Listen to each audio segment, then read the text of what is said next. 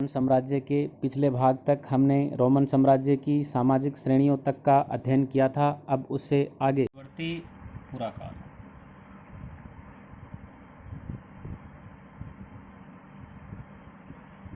चौथी शताब्दी से सातवीं तक, चौथी से सातवीं तक, यानी इस समय जो रोम साम्राज्य है उसका उद्भव,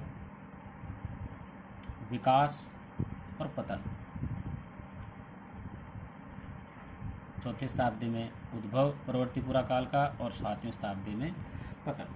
यानी चौथी शताब्दी की हम बात करें तो चौथी शताब्दी के अंदर उस समय अनेक सांस्कृतिक और आर्थिक हलचल उस क्षेत्र के अंदर हुई थी। रोमन साम्राज्य के अंदर सांस्कृतिक की हम बात करें तो संस्कृति के तहत लोगों के धार्मिक जीवन में परिवर्तन हुआ। लोगों के धार्मिक जीवन में परिवर्तन हुआ और क्या परिवर्तन हुआ उसके अंतर्गत हम देखते हैं कि जो सम्राट कॉन्स्टेंटाइन था, सम्राट कॉन्स्टेंटाइन ने क्या किया, जो ईसाई धर्म था, ईसाई धर्म को क्या बना दिया, राजधर्म। तो धार्मिक उनका जीवन चेंज हो गया इस प्रकार से। और दूसरा इसके अंदर, यानी पहला परिवर्तन तो कर दिया किसने, सम्राट कॉन्स्टेंटाइन ने, ईसाई धर्म को बना दिया राजधर्म में। और दूसरा परिवर्तन इस समय हुआ चौथी से सातवीं के अंतर्गत, सातवीं शताब्दी के अंदर इस्लाम का उदय, इस्लाम का उदय सातवीं शताब्दी के अंतर्गत। लेकिन अगर हम राज्य के ढांचे की बात करें तो राज्य के ढांचे के अंदर परिवर्तन किसके समय आया था, राज्य के ढांचे के अंदर परिवर्तन आया था डायक्लोशियन के समय। डायक्लोशियन के समय क्या हुआ था, 200 इसने शासन किया था 284 से 305 ईस्वी तक। इसके समय परिवर्तन आया। तो कौन से परिवर्तन आए वो हम देखते हैं। तो इसने परिवर्तन, यानी राज्य के ढांचे में, राज्य के ढांचे में परिवर्तन आया था। बहुत ज़्यादा साम्राज्य विस्तार को देखते हुए यानी डायक्लोशियन ने क्या किया कि साम्राज्य विस्तार बहुत ज़्यादा हो गया था, तो उसने क्या किया, वो क्षेत्र जो सामरिक और आर्थिक महत्व के नहीं थे उन्हें उसने छोड़ दिया, यानी राज्य से उनको अलग कर दिया। पहला परिवर्तन, यानी बहुत ज़्यादा साम्राज्य विस्तार हो गया था रोमन साम्राज्य का, तो उसको देखते हुए सम्राट डायक्लोशियन ने यह फैसला लिया कि उन प्रदेशों को छोड़ दिया जाए जो सामरिक और आर्थिक महत्व के नहीं थे। तो इस प्रकार से साम्राज्य को थोड़ा क्या कर लिया गया, छोटा कर लिया गया। दूसरा, उसने साम्राज्य की जो सीमाएं थी, जो साम्राज्य की सीमाएं थी, उन सीमाओं पर उसने क्या बनाए जी, किले बनवाए। साम्राज्य की सीमाओं पर उसने किले बनाए। और अगला कार्य, प्रांतों का पुनर्गठन, प्रांतों का क्या किया, पुनर्गठन किया। और इसके अलावा असैनिक कार्यों को, अगला कार्य उसने क्या किया, जो असैनिक कार्य थे उनको किन से अलग कर दिया, सैनिक कार्यों से अलग कर दिया। असैनिक कार्यों को सैनिक कार्यों से अलग किया उसने। और सेनापतियों को उसने अधिक स्वायत्तता दे दी, यानी जो सेनापति थे,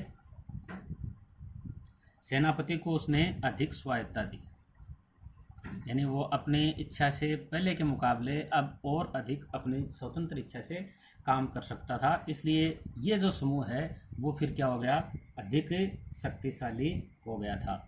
तो इस प्रकार से उसने परिवर्तन किए थे। और कॉन्स्टेंटाइन ने इनमें जो ये परिवर्तन था, यानी कॉन्स्टेंटाइन इसके बाद में आए थे, तो इनमें कुछ परिवर्तन किए कॉन्स्टेंटाइन ने। ये जो परिवर्तन थे इसमें परिवर्तन किए किसने, कॉन्स्टेंटाइन ने, कॉन्स्टेंटाइन।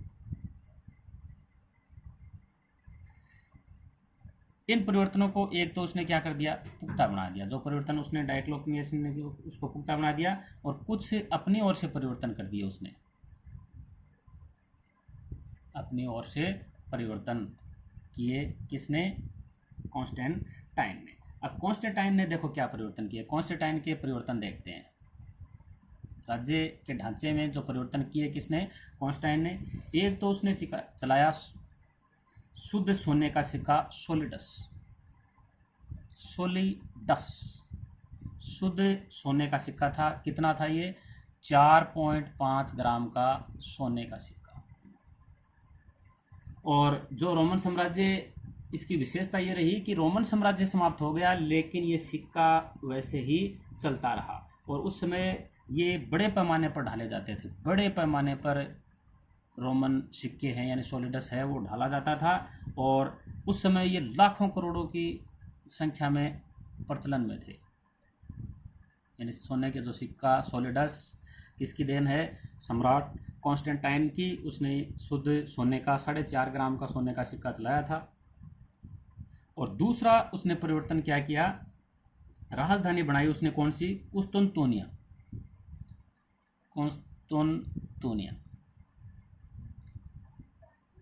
राजधानी किसने बनाई, कॉन्स्टेंटाइन ने। जहाँ यानी तुर्की में आजकल क्या बसा हुआ है, इस्तांबुल। यानी इस्तांबुल की हम बात करते हैं, इस्तांबुल जो बसा हुआ है कहाँ पर, तुर्की में। और उस समय उसने उस जगह, कौन सी जगह है उस समय, कौन सी जगह थी, कुस्तुनतुनिया जगह थी। और पहले उसे बाजेंटाइन कहा जाता था। क्या कहा जाता था इसे, बाजेंटाइन साम्राज्य कहा जाता था। और इस राजधानी की हम बात करें कुस्तुनतुनिया की, तो ये 3 ओर से समुद्र से घिरी थी। 3 तरफ से किससे घिरी थी, ये समुद्र से घिरी थी। कौन, कुस्तुनतुनिया। और नई राजधानी में, यानी पहली बात तो ये थी इसकी विशेषता। और दूसरी क्या थी कि जैसे ये राजधानी बनी तो यहाँ पर किसकी आवश्यकता होगी जी, सैन्यों की आवश्यकता होगी। तो इसके कारण शासक वर्ग का भी यहाँ पर तेजी से विकास हुआ था, तेजी से विकास हुआ था। पुरातात्विक अगर हम अभिलेखों की बात करें, पुरातत्वीय अभिलेख की बात करें तो उसके अनुसार पूंजी निवेश,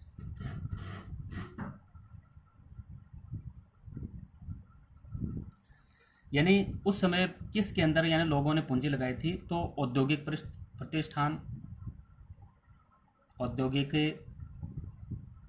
प्रतिष्ठान जैसे इसके अंदर आती थी, जैसे तेल की मिलें हैं, शीशे के कारखाने हैं, पेंच की प्रेसें, पानी की मिलें। तो इस प्रकार के जो औद्योगिक प्रतिष्ठान थे उसके साथ साथ ग्रामीण उद्योग धंधों के व्यापार में, यानी इनमें तो लगा ही, साथ में ग्रामीण उद्योग धंधे, ग्रामीण उद्योग धंधे के विकास में भी पर्याप्त क्या लगाई गई जी, पूंजी का निवेश किया गया। और पूर्व के जो देश थे, यानी पहला तो ये हो गया कि पूंजी निवेश कहाँ पर, औद्योगिक प्रतिष्ठानों में, और उसी के साथ में ग्रामीण उद्योग धंधों के व्यापार में भी उनके विकास के लिए। और पूर्व के देशों के साथ में, पूर्व के जो देश थे उसके साथ में लंबी दूरी का व्यापार, लंबी दूरी के व्यापार में भी धन का निवेश किया गया, धन का निवेश किया गया। इसके फलस्वरूप देखो क्या हुआ, यानी इसका रिजल्ट क्या निकला इन दोनों का, इसका रिजल्ट ये निकला कि जो शहरी संपदा और समृद्धि थी, शहरी संपदा और समृद्धि, उसमें अत्यधिक वृद्धि हो गई। यानी उनकी समृद्धि हो गई, संपदा यानी धन भी वहाँ पर बहुत ज़्यादा हो गया। और वहाँ पर अगर इस प्रकार से समृद्धि आएगी, वहाँ पर संपदा आएगी, तो स्थापत्य कला के भी नए नए प्रयोग वहाँ पर देखने को मिले, नए नए रूप स्थापत्य कला के विकसित हुए। और भोग विलास के, यानी पैसा ज़्यादा आ जाएगा तो भोग विलास भी निश्चित रूप से आना होता है। तो भोग विलास के साधनों के अंदर भी क्या आ गई जी, तेजी आ गई थी।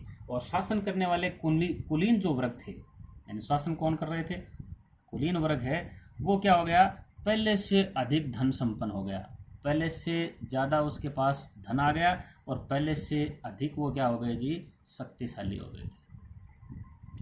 मिस्र के जो पेपायरस जो पौधा है, मिस्र जो पेपायरस पौधे से जो पेपायरस के जो दस्तावेज हमें मिले हैं, उस दस्तावेजों के अनुसार जो समाज है वो कैसा था, समाज खुशहाल था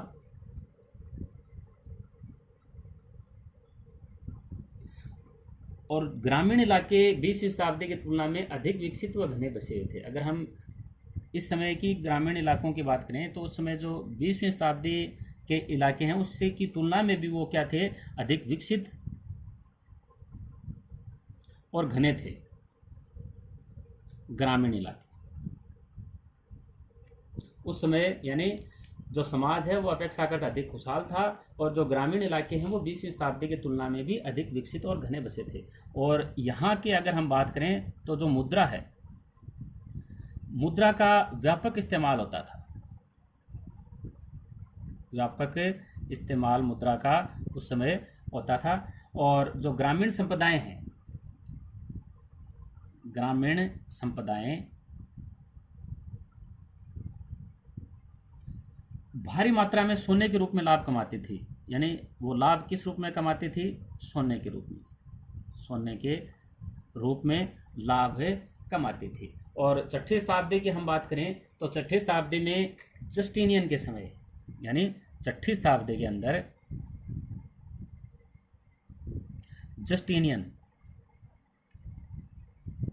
जस्टिनियन के समय अकेला जो मिस्र है, अगर हम बात करें तो जो मिस्र है वो क्या देता था, 25 लाख सोलिडस, यानी जो सोने का सिक्का किसने चलाया था, कॉन्स्टेंटाइन ने, सोलिडस।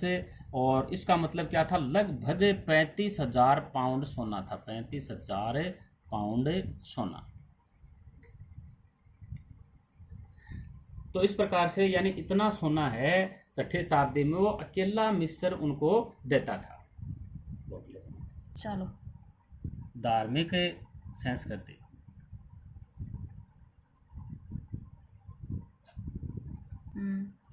धार्मिक संस्कृति कैसी थी, बहुदेववादी। यानी यहाँ जो बहुदेववादी हैं वो कौन थे, यूनान और रोमवासियों, इन दोनों की जो संस्कृतियाँ हैं वो कैसी रही, बहुदेववादी संस्कृति थी। लोग हैं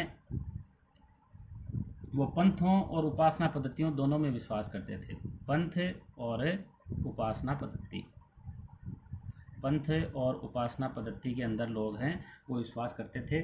और जिन देवताओं की पूजा करते थे उसके अंदर थे जैसे जुपिटर, जूनो, मिनर्वा, मोर्स, इन देवताओं की पूजा करते थे, वो देव देवताओं की पूजा करते थे। और उन्होंने साम्राज्य के अंदर बात करें तो हजारों की संख्या में उन्होंने मंदिर, मठ और देवालय उन्होंने बना रखे थे। उस समय धार्मिक उनकी संस्कृति की हम बात करें, अगर हम उसमें के धर्म की बात करें कि उनका धर्म कैसा था, तो रोमन साम्राज्य का एक बड़ा वर्ग है वो कैसा था, उनका एक बड़ा वर्ग यानी बहुत बड़ी जनसंख्या है वो कौन से धर्म से थी, यहूदी धर्म से थी। चलो लेकिन अगर हम यहूदी धर्म की बात करें तो यहूदी धर्म क्या था, एकास्म था, यानी एकास्म नहीं था। एकास्म नहीं का मतलब क्या था, ये विविधताहीन नहीं था, यानी यहूदी धर्म में अनेक विविधताएं थी।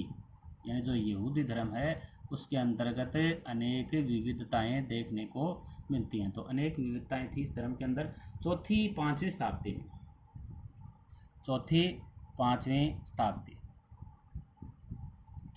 शताब्दी के अंदर क्या हो गया था, साम्राज्य का ईसाईकरण हो गया था।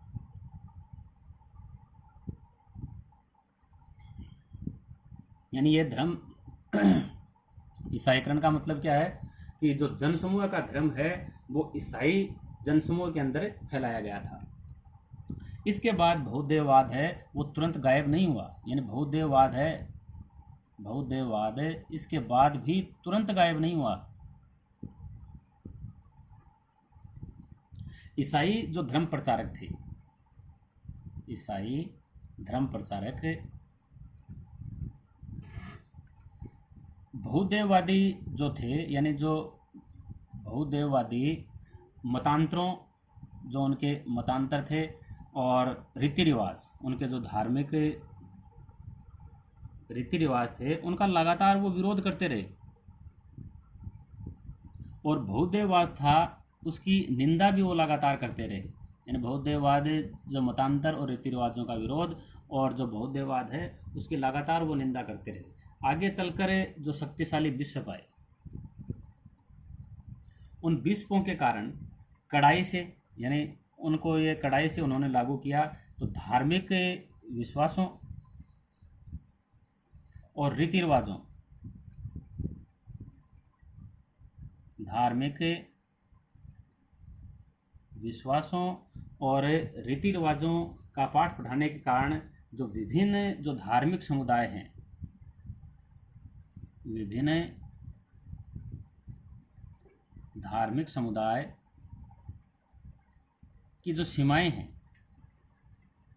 वो कठोर और गहरी हो गई। इससे कठोर और गहरी हो गई। यानी जो आगे चलकर क्या हुआ कि जो शक्तिशाली बिशप आए, उन्होंने कड़ाई से इन धार्मिक विश्वासों और रीति रिवाजों का पाठ पढ़ाया, और उसके कारण जो विभिन्न धार्मिक समुदाय के बीच जो सीमाएं हैं वो क्या हो गई, अधिक कठोर और गहरी हो गई। और जनता में जो खुशहाली है, जनता की अगर हम खुशहाली की बात करें, जनता की, वो पूर्व भाग में 6ठी शताब्दी के मुख्य भाग तक रही। यानी जो पूर्वी भाग था उसमें कहाँ तक रही, 6ठी शताब्दी के मुख्य भाग तक। और हालांकि 540 के दशक में संपूर्ण जो भूमध्य सागरीय प्रदेश है उसके अंदर क्या आ गया था, एक बार प्लेग आ गया था 540 के दशक में। प्लेग के प्रकोप से, यानी 540 के दशक में ये जो भूमध्य सागरीय प्रदेश है वो प्लेग के प्रकोप से प्रभावित हो गया था। पश्चिम में साम्राज्य विखंडन, पश्चिम में साम्राज्य विखंडन।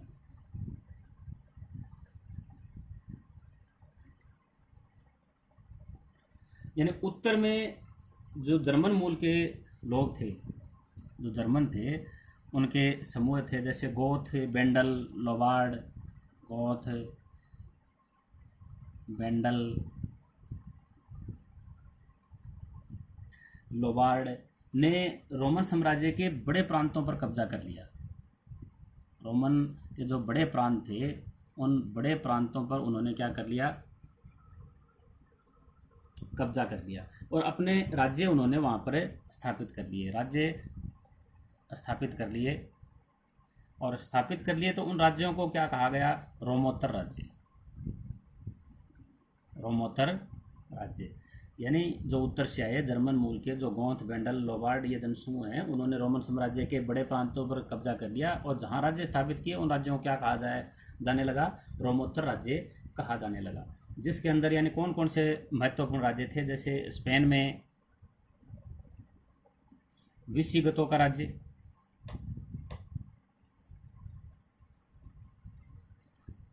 गोल में फ्रैंकों का,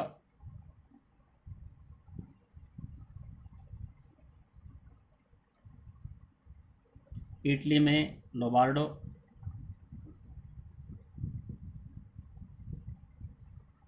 यानी इस प्रकार के राज्य स्थापित हुए। यानी स्पेन में विसिगोथों का, गोल में फ्रैंकों का, इटली में लोबार्डो का।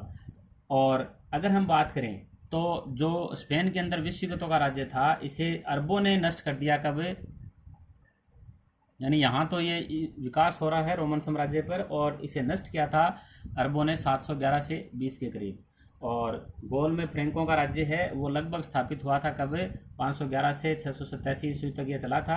और इटली के अंदर लोबार्डो का जो शासन है वो 568 से लेकर 774 ईस्वी तक ये शासन यहाँ पर चले थे। ये राज्य भिन्न किस्म की दुनिया की शुरुआत के संकेत देते हैं। यानी भिन्न किस्म की दुनिया,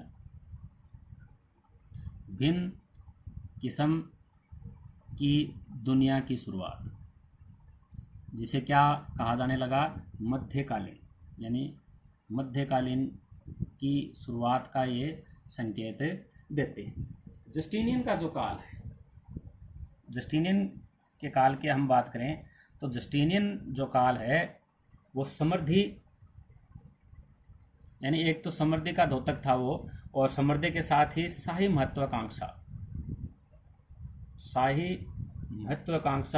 के उच्च स्तर का द्योतक था। यानी उच्च स्तर पर उस समय समृद्धि पहुंच गई थी और शाही महत्वाकांक्षा पहुंच गई थी। और जस्टिनियन ने क्या किया, 533 ईस्वी में अफ्रीका को, यानी जो अफ्रीका था उसको वेंडलों के कब्जे से उसने छुटा लिया, वेंडलों से मुक्त करवा लिया। और इटली, यानी 533 में अफ्रीका तो वेंडलों से, और इटली को किससे, ऑस्ट्रोगोथों से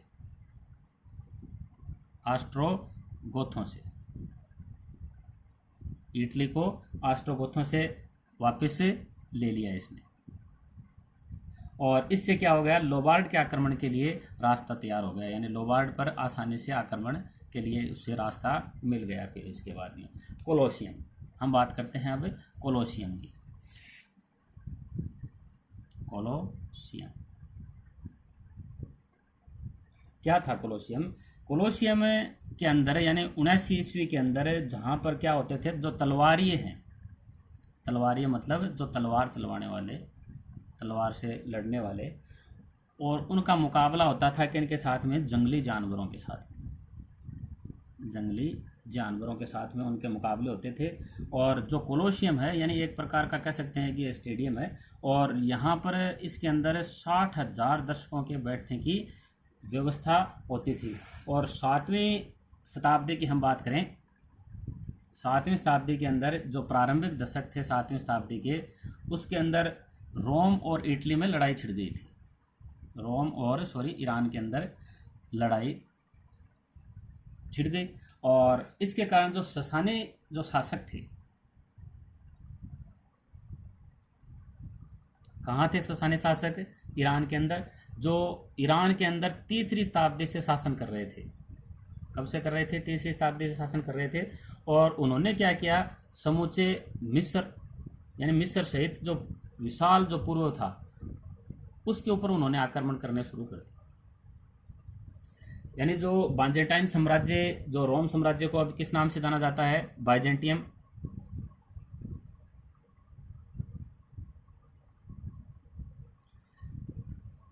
ने 620 के दशक में इस पर वापस कब्जा कर लिया। 620 के दशक में क्या कर लिया, इन प्रांतों पर फिर से वापस कब्जा कर लिया।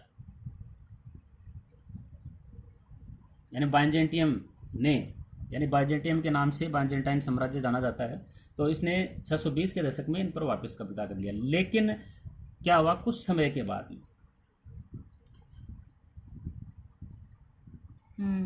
लेकिन कुछ समय अगर हम बात करें तो दक्षिण पूर्व से अरब प्रदेश से, यानी जहाँ पर अरब प्रदेश के अंदर इस्लाम का विस्तार हो गया था, ने रोमन साम्राज्य को अंतिम धक्का दे दिया। रोमन साम्राज्य को अंतिम धक्का किसने दिया? अरबों ने। यानी इसे कह सकते हैं प्राचीन विश्व इतिहास की सबसे बड़ी क्रांति। इसको अरब प्रदेश में इस्लाम का विस्तार और प्राचीन इतिहास की ये सबसे बड़ी क्रांति थी, सबसे बड़ी राजनीतिक क्रांति।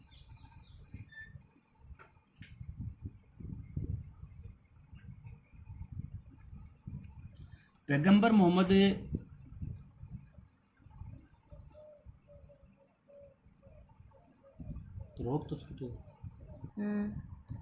पैगंबर मोहम्मद की मृत्यु के 10 साल बाद, कब 642 के अंदर अरबों ने रोमन और ससाने राज्यों को बड़े बड़े युद्धों के बाद में, यानी इनके साथ में इन्होंने बड़े बड़े युद्ध किए और इन युद्धों के बाद में अपने कब्जे में इन्होंने इसे ले लिया। बड़े बड़े युद्धों के बाद में अपने कब्जे के अंदर इनको इन्होंने ले लिया। और इस्लामी राज्य की ये जीतें, इस्लामी राज्य की ये जीतें एक शताब्दी बाद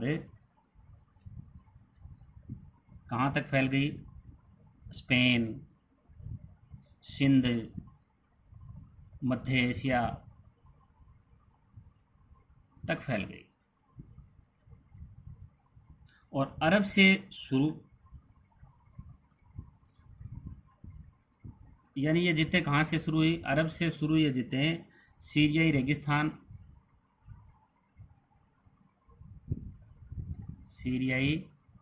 रेगिस्तान और इराक की सरहदों तक फैल गई। इराक की सरहदों तक फैल गई।